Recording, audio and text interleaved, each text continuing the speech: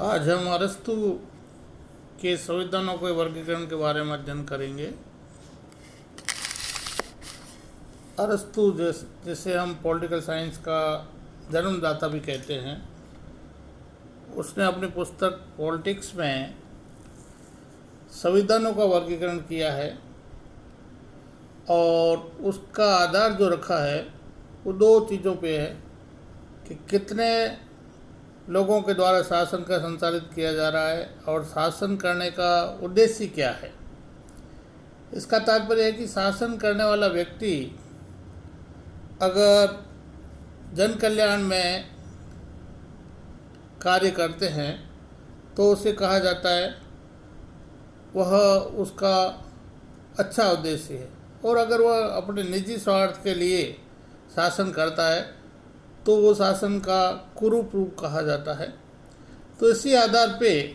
अरस्तु ने अपने पॉलिटिक्स में संविधानों का वर्गीकरण किया है। तो सबसे पहले जो प्रथम आधार है वह है संख्या का आधार के शासन करने वाले लोगों की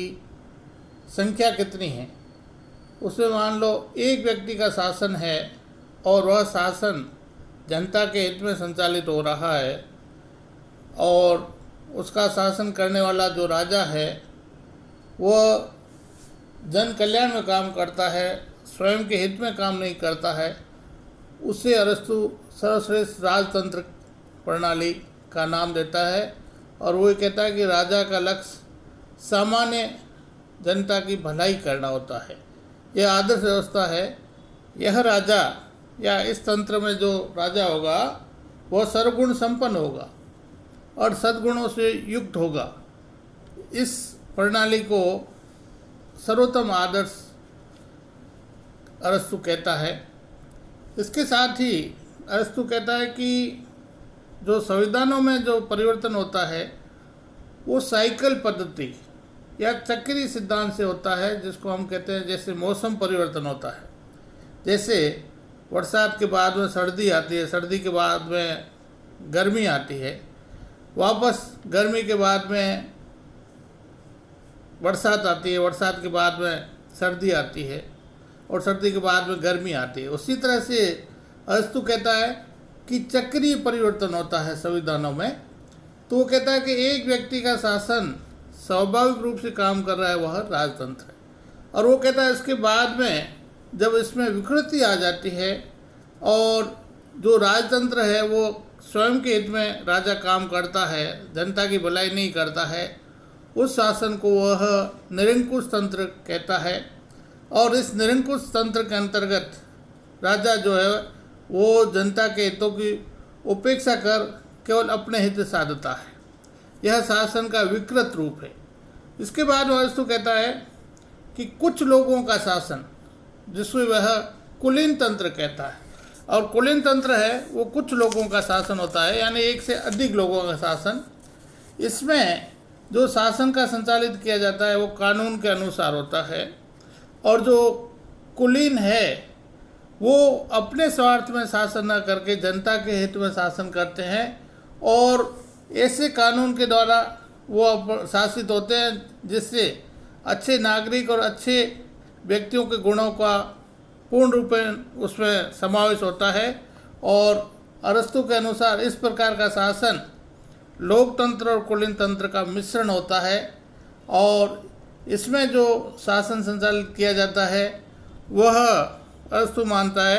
कि कुलीन तंत्र है, इसमें जनता के हित में काम किया जाता है। वो कहता है कि लंबे समय तक ऐसा शासन रहने के बाद में इनमें स्वयं का स्वार्थ आ जाता है, और जो कुलीन लोग हैं वो अपने स्वार्थ के लिए धन इकट्ठा करने शुरू कर देते हैं, जनता के हित में काम नहीं करते हैं,